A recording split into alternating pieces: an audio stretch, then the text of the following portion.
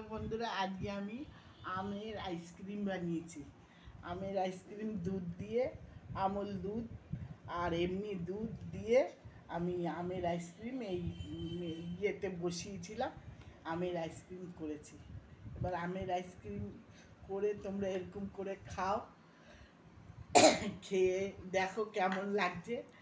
আমরা তো খাবোই, তোমরাও খাও। বানিয়ে খেলে পরে অবশ্যই আমাকে কমেন্ট করে জানিও।